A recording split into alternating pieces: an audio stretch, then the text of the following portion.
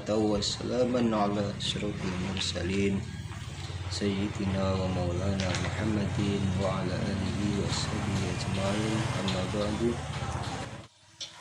Teman-teman semuanya, kita akan membahas beberapa istilah yang biasa digunakan di dalam kajian ilmu tasawuf. Namun sebelumnya kita akan mengenal dan mengulas tentang apa yang dimaksud dengan tasawuf. Di dalam kitab yang ada di hadapan kalian semua bisa dilihat bahwa at-tasawwufu huwa ilmun yu'rafu bihi kaifiyatus suluk wa tasfiyatul bawatin minar radaili wa tahliyatiha bi anwa'il fadhaili wa awwalu ilmun wa awsatuhu amalun wa akhiruhu mauhibatun. Tasawuf adalah ilmu yang mana dengan ilmu itu diketahui tentang bagaimana tata cara suluk ataupun berjalan menuju Allah ataupun wusul kepada Allah. Wa tasfiyatul bawatin, dan membersihkan batin, minar radaili, dari semua sifat yang rendah, semua sifat yang tercela.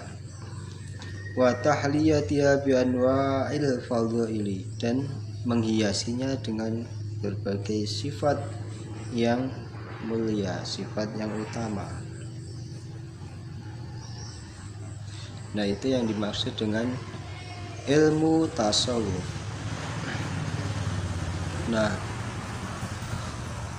menurut para ahli sufi atau biasa kita jumpai di dalam kajian ilmu tasawuf, di sana ada beberapa istilah yang mana istilah ini tidak terpisah antara satu dengan yang lain. Di antaranya adalah istilah syariat, ada istilah thariqat, kemudian hakikat dan ma'rifat. Nah, inilah yang akan kita bahas satu persatu. Yang pertama adalah syariat. Apa yang dimaksud dengan syariat?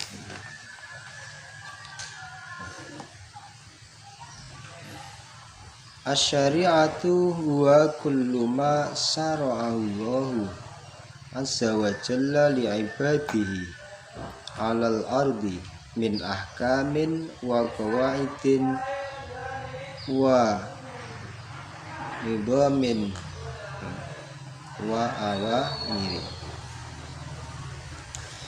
Syariat adalah semua atau segala yang disyariatkan oleh Allah Azza wa Jalla untuk hamba-hambanya yang ada di muka bumi, termasuk serangkaian hukum-hukum dan kaidah-kaidah serta aturan-aturan.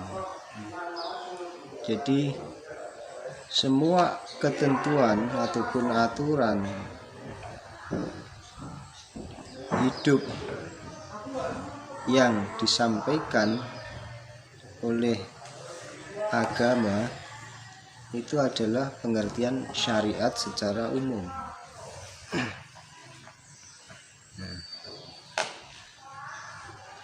Jadi semua tata aturan yang mengatur perilaku kehidupan secara menyeluruh, yang mengatur tata kehidupan secara menyeluruh, itulah syariat dalam pengertian yang umum. Nah, sedangkan dalam konteks ilmu tasawuf, syariat itu lebih dispesifikkan tentang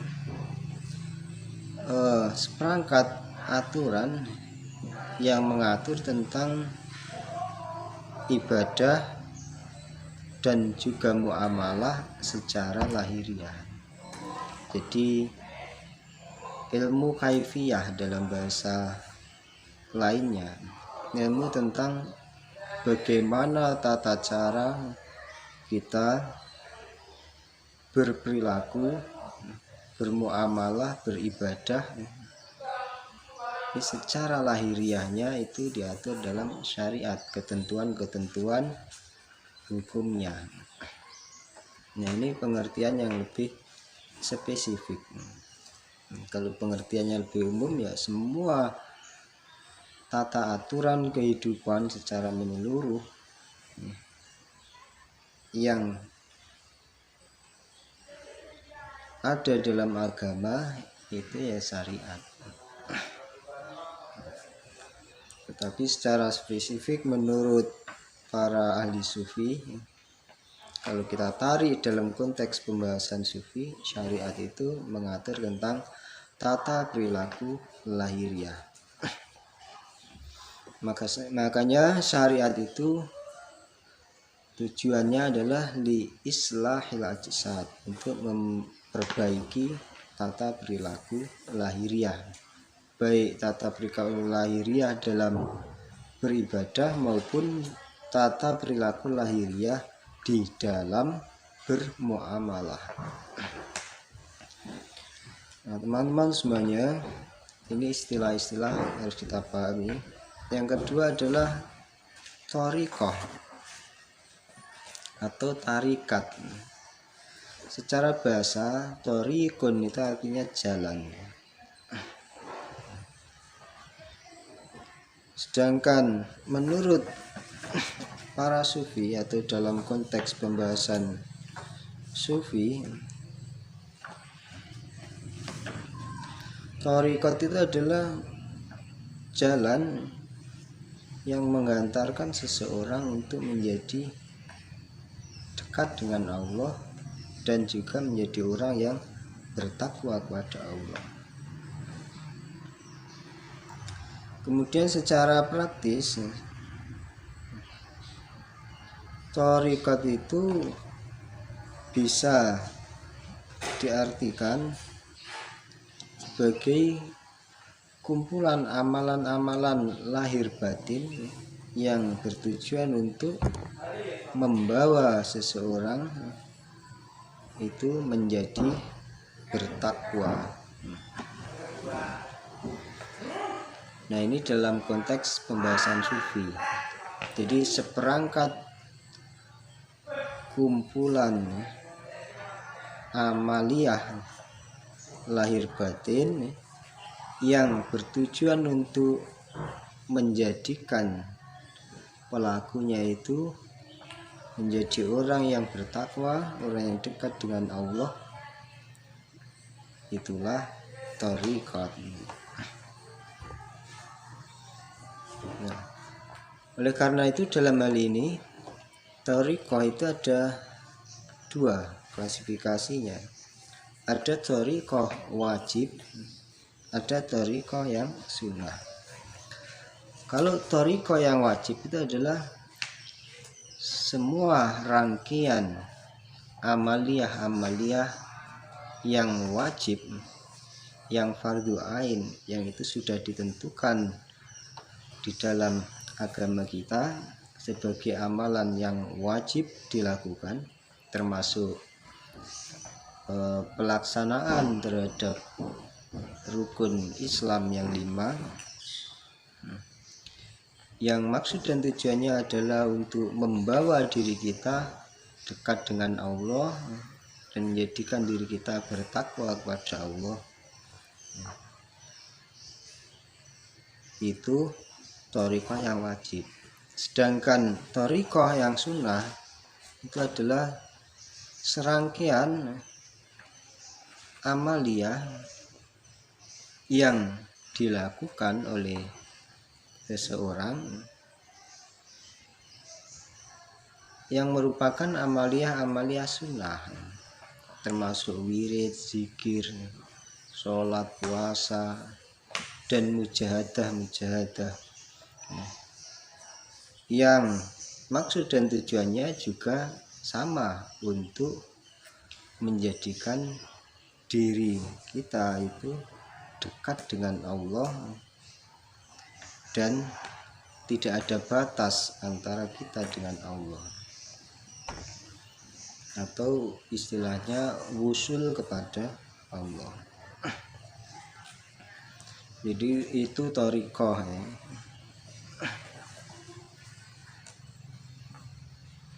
Sedangkan yang biasa atau dalam prakteknya, dalam pelaksanaannya, thariqah itu dalam istilah sufi biasa didefinisikan ahdun bainal murid wasyaikh alal tizam syirah al mukhtassah bil mutasawwifah as-salikina lil wusul ilal haqiqah. Jadi ikatan perjanjian antara seorang murid dengan guru. Perjanjian untuk apa? Untuk iltizam syirah, menetapi satu jalan, untuk menempuh satu jalan yang khusus.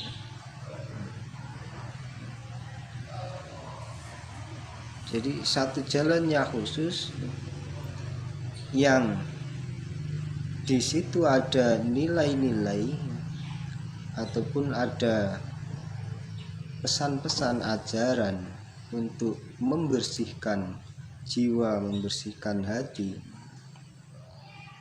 bagi para salik, orang yang melakukan thariqah itu, lil wusul ilal haqiqah, untuk sampai pada hakikat atau tingkat yang lebih atas lagi, atau tingkat hakikat, yang mana nanti akan kita bahas apa yang dimaksud dengan hakikat. Jadi sebetulnya ini sama. Kenapa di situ biasanya dalam thariqah itu ada ahdun atau perjanjian? Biasanya orang kalau mengikuti sebuah thariqah itu kan dibaiat dulu. Dibaiat itu dijanji atau bahkan disumpah. Supaya apa?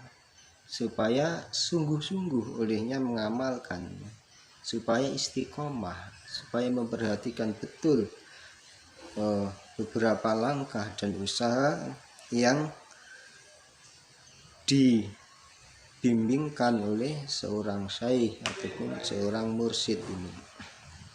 Nah, sebab apa? Sebab kalau tidak ada baiat, tidak ada ikatan perjanjian, maka kadang kita sulit untuk istiqomah ya.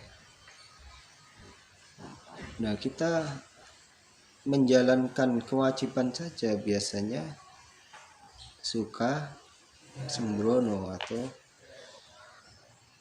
meremehkan terhadap kewajiban, apalagi yang sunnah. Makanya ketika seorang murid itu sudah berbaiat, berjanji, maka pertama dia akan memperhatikan amalia-amalia yang wajib dilakukan, itu kewajiban-kewajiban yang bersifat fardhu ain itu sangat diperhatikan. Kemudian ditambah lagi dengan amalia-amalia sunnah yang diajarkan sesuai dengan bimbingan seorang mursyid. Nah, kemudian ada istilah lagi hakikat. Ini hakikat itu apa? Kalau secara bahasa hakikat itu artinya kebenaran atau kenyataan. Kalau dalam konteks ilmu tasawuf, hakikat itu bisa diartikan sebagai iktikad atau kepercayaan yang sejati mengenai Tuhan. Jadi hakikat itu merupakan pekerjaan hati. Jadi sebuah iktikad, keyakinan yang penuh keyakinan yang sejati mengenai Tuhan. Realitanya bagaimana? Jadi seseorang itu meyakini bahwa sejatinya semua gerak dan semua yang terlihat oleh panca indera, didengar, dilihat, itu tiada lain merupakan kuasa Allah sejatinya. Jadi hakikat ataupun sejatinya semua gerak dan semua kenyataan itu sejatinya merupakan refleksi dari kuasa Tuhan. Jadi keyakinan sejati itu tertanam di dalam hati. Jadi orang kalau sudah melaksanakan syariat tadi dengan benar, kemudian menempuh thariqah dengan benar, maka akan sampai pada hakikat. Jadi hatinya akan semakin mantap, semakin yakin, akan menemukan sejatinya hidup dan sejatinya semua yang ada ini itu tiada lain merupakan kuasa Tuhan. Sehingga nanti pada akhirnya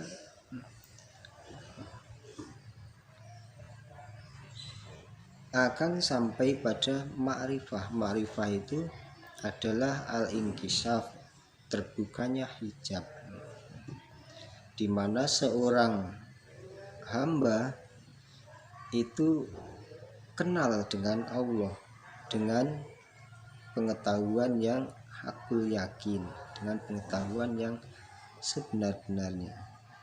Jadi tidak hanya kenal karena ilmu yakin, tetapi kenal dengan ainul yakin, bahkan kenal dengan hakul yakin. Sehingga apa?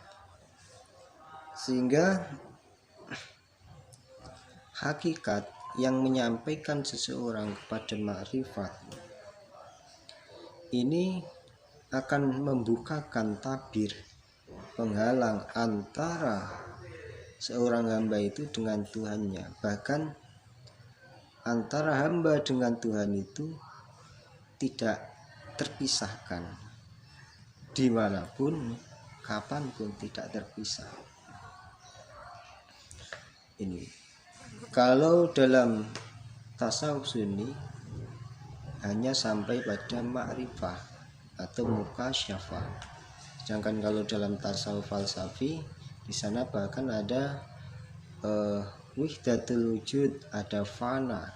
Jadi lebur antara hamba dengan Tuhan itu menyatu. Tetapi dalam tasawuf sunni ini hanya sampai pada ma'rifah. Jadi di mana antara kita dengan Allah itu sampai tidak ada penghalang yang menghalanginya, sehingga bimbingan Allah, petunjuk Allah itu langsung mengalir kepada kita, dan semua langkah serta gerak yang kita jalani itu merupakan bimbingan dari Allah secara langsung, sehingga apapun yang kita lakukan itu akan benar dan tidak pernah salah.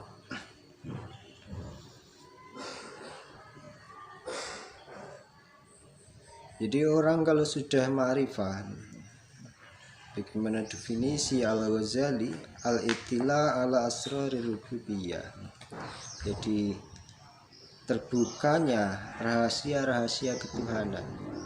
Jadi seorang hamba itu diperlihatkan akan hakikat sejati, akan rahasia-rahasia ketuhanan. Wal ilmu bitaratubil umur, dan mengetahui terhadap semua rentetan hukum-hukum al-ilahiyah al-muhitah bikullil mawjudat, yang meliputi semua yang wujud. Jadi diperlihatkan oleh Allah semuanya tanpa ada batas, tanpa ada penghalang. Nah, seorang hamba kalau itu oleh Allah dibantu untuk melihat dengan penglihatan Allah, dibantu untuk mendengar dengan pendengaran Allah, maka penglihatan, pendengaran, dan apapun kalau dibantu oleh Allah maka itu tidak ada batasnya. Kenapa? Karena kuasa Allah itu tanpa batas dan tidak ada batasnya. Teman-teman semuanya, itulah beberapa istilah antara syariat, kemudian thariqah, kemudian hakikat, kemudian ma'rifat. Kemudian al-alaqah ataupun hubungan, korelasi antara syariat, thariqah, hakikat dan ma'rifat itu bagaimana? Kalau kita lihat ini dan perlu diperhatikan, jadi antara syariat, thariqah, hakikat, ma'rifat itu tidak terpisah. Tidak mungkin orang bisa mencapai hakikat tanpa thariqah.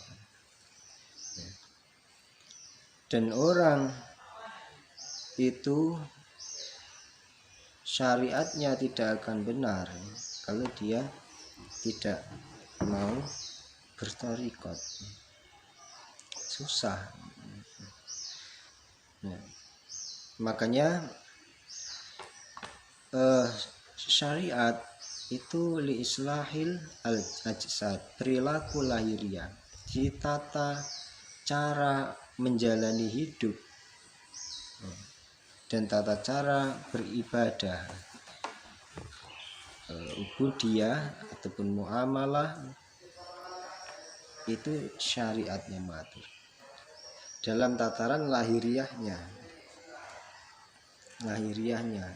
yang nampak. Seperti misalnya sholat, itu orang syariatnya harus betul. Misalnya syarat rukunnya harus dijalani, harus bersih dari hadas, bersih dari najis, kemudian berdirinya harus benar, rukuknya harus benar, gerakannya harus benar. Itu ilmu syariat. Jadi aturan-aturan lahiriah seperti itu syariat. Kemudian thariqahnya di mana? Thariqahnya ini hal yang lebih esensial lagi. Ketika melaksanakan sholat itu misalnya, jadi saya contohkan sholat. Jadi gerak hatinya bagaimana? Ketika kita berdiri, hatinya bagaimana? Hatinya juga ikut berdiri. Ketika ruku, hatinya ruku. Ketika sujud, hatinya sujud. Ketika lesan kita mengatakan lillahi ta'ala, karena Allah ta'ala, maka hatinya juga betul-betul lillahi ta'ala. Nah, jadi ilmu thariqahnya di situ. Islahil qalbi, memperbaiki tata perilaku hati. Itu thariqah. Nah, kemudian hakikatnya di mana? Hakikatnya itu pada ruh kita secara keseluruhan, lebih luas lagi. Jadi untuk lislahir ruh, untuk memperbaiki ruh kita. Jadi ketika antara jasad lahiriah, kemudian hati, kemudian ruh ini sudah berjalan seiring, bersinergi, maka jadilah manusia itu apa yang dilakukan itu tidak hanya sah, tadi saya contohkan sholat, tidak hanya sah tetapi juga makbul, diterima. Dan karena inilah maka seorang hamba itu akan dibukakan pintu ataupun hijab yang menjadi penghalang antara dia dengan Allah, atau disampaikan kepada ma'rifah. Makanya antara syariat, thariqah, hakikat ini tidak terpisahkan. Lalu bagaimana kalau ada orang bilang misalnya, saya nggak perlu sholat, saya sudah ma'rifat. Nah itu termasuk orang yang sesat seperti itu. Nggak bisa, karena ketiga ilmu ini tidak terpisah. Orang kalau hanya pakai ilmu syariat saja, tidak pakai ilmu thariqat, nah maka bisa jadi sholatnya itu tidak diterima, sah tapi tidak diterima. Makanya di awal-awal saya sampaikan 3 ilmu itu sangat berperan, tambah ilmu tauhid, ilmu syariat, ilmu tasawuf. Nah ilmu tasawuf itu letaknya di sini untuk thariqat, dengan ma'rifatnya ini ada pada tasawuf. Thariqat, hakikat itu ada dalam kajian tasawuf. Sedangkan syariat, ilmu tata cara ini juga penting. Makanya Imam Al-Ghazali mengatakan, man tasawwafa walam yatafaqqaha faqad tazandaqa, man tafaqqaha walam yatasawwafa faqad kafar. Siapa yang menjalani fikih, mengamalkan fikih, menjalankan syariat tanpa tasawuf, maka sejatinya dia kufur. Kenapa kufur? Karena ibadahnya itu tidak lillahi ta'ala, antara luar dengan dalamnya nggak sama. Makanya dibutuhkan ilmu tasawuf, termasuk ilmu thariqah, ilmu hakikat. Demikian halnya kalau hanya berthariqah saja, bertasawuf saja, tanpa menjalani syariat, maka faqad tazandaqa, sesungguhnya dia itu zindik. Zindik itu ya sama dengan kafir atau kufur. Nah oleh karena itu semua ini harus kita pelajari, dan istilah-istilah yang ada ini juga harus kita pahami. Inilah yang kita bahas pada kali ini. Insya Allah pada pertemuan yang akan datang akan kita bahas lebih lanjut tentang makomat ataupun tahapan-tahapan bagaimana cara seseorang itu kalau menempuh jalan sufi untuk wusul kepada Allah Subhanahu wa ta'ala. Ada kurang lebihnya mohon maaf. Billahi taufiq wal hidayah.